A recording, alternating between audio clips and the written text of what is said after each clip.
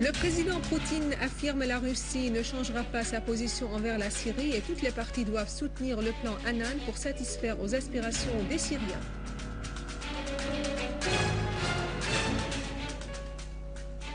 La Syrie rejette les tentatives de l'Alliance américano-occidentale et l'exploitation du Conseil des droits de l'homme pour intervenir dans les affaires intérieures des États et soutenir le terrorisme.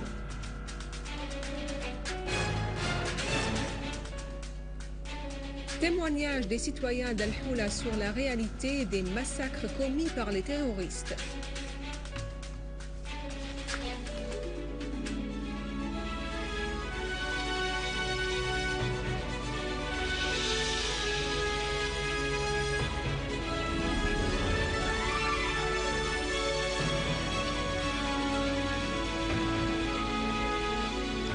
Bon après-midi, après les titres, voici notre journal.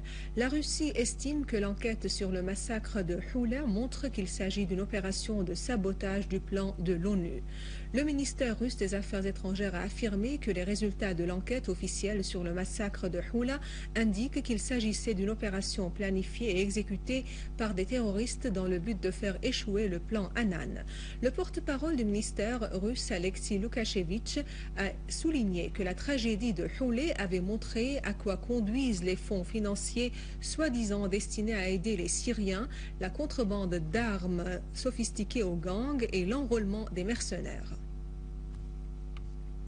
Voilà les témoignages des citoyens de Houla sur la réalité des massacres commis par les groupes terroristes.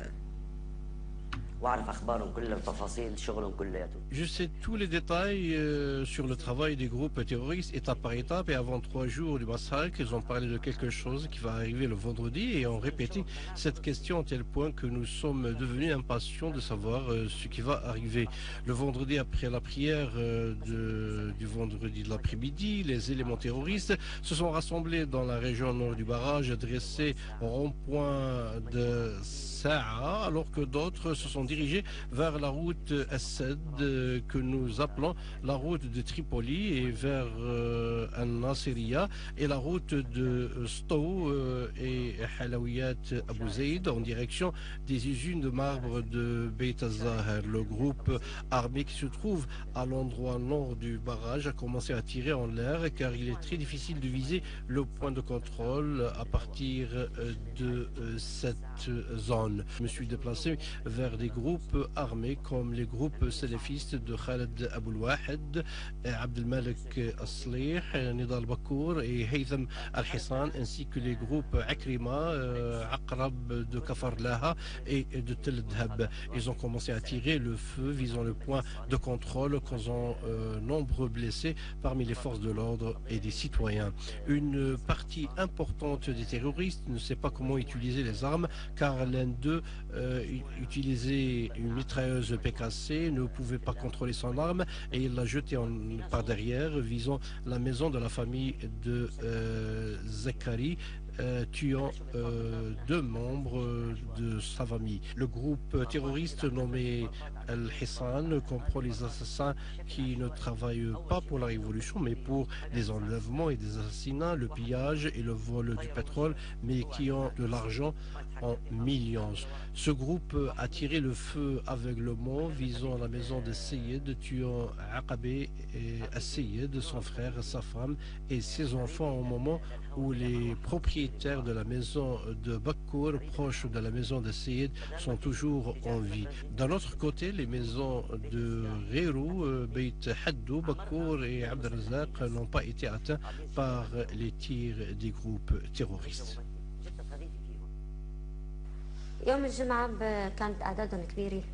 Vendredi dernier, nous avons vu un grand nombre d'insurgés et des visages étrangers dans la région de Taldo. L'insurgé Faiz Al-Hakesh a tiré le feu à partir d'un mortier visant un point de contrôle. Mais les gardes du point l'ont touché par une balle, puis il a été transporté à l'hôpital de Kafar Laha. Il y avait plusieurs groupes terroristes, par exemple le groupe de Aqrab et d'autres de Kafar Laha, Tel Dahab, Tel Taïbé ainsi que d'Al-Rastan. Les terroristes ont incendié le point de contrôle de l'hôpital et la forêt située derrière l'hôpital qui se trouve à proximité du barrage et de l'hôpital national. Après l'incendie, j'ai entendu un insurgé nommé Akrama Saleh qui parlait avec deux personnes, Nidal Bakkour et Khaled Abdelwahid, pour demander l'envoi de plus de terroristes parce qu'ils ont une deuxième opération. Les victimes du massacre de Houla étaient les familles El-Sayed, Abdelrazak et Meshleb, tout proches du secrétaire du Parlement actuel, alors que les familles de Hussan et Al-Bakkour et Abdelrazak ont aidé à rassembler les dépouilles des victimes qui comprennent celles des insurgés pour les montrer aux observateurs, prétendant que c'étaient les victimes du bombardement. Les forces appuyant le terrorisme continuent d'exploiter les organisations internationales, dont le Conseil des droits de l'homme, pour adopter des projets et des décisions soutenant sans aucun doute les assassins du peuple syrien. Au contraire, elle les protège dans le but de les rendre impunis sans rendre des comptes. La Syrie, la Russie et Cuba rejettent les décisions de ce conseil stérile qui reflète non seulement le désespoir, mais aussi l'état instable de ceux qui veulent, par n'importe quel moyen, persister à tuer un nombre indéterminé de victimes syriennes en reproduisant le massacre odieux de Houlé. Le Conseil des droits de l'homme se transforme de nouveau en une scène d'enchères, de bassesse sur le sang syrien de la part des milieux qui contribuent de facto à l'effusion de sang, tout en annonçant ouvertement et publiquement qu'ils sont en train de financer et d'approvisionner les groupes armés en Syrie, tout en exploitant les organisations internationales pour resserrer davantage l'étau autour du peuple syrien afin de porter un coup aux efforts de l'envoyé onusien pour la Syrie, Kofi Annan. La contradiction qui saute aux yeux, voire le paradoxe, est que les pays qui se prétendent défendre les droits de l'homme, dont le registre est entaché de plusieurs agissements et comportements indignes et publiquement critiques, non seulement par les étrangers, mais critiqués non seulement par les étrangers, mais par leurs concitoyens, personnalités et responsables. La décision prise hier au sein du Conseil des droits de l'homme a été basée sur des mensonges et des allégations. Les délégués de ces pays ont dit Conseil de sécurité et leurs alliés ont inventé des preuves et des justifications pour enfoncer le clou, mais leur tentative est vouée d'emblée à l'échec. Juste après le massacre, les pays occidentaux et les dirigeants se sont précipités pour anticiper les choses et les conclusions avant même que la commission d'enquête ne livre ses conclusions préliminaires. À Rome, la communauté syrienne résidant en Italie a organisé un sit-in de soutien à leur pays face à la campagne médiatique qui le vise.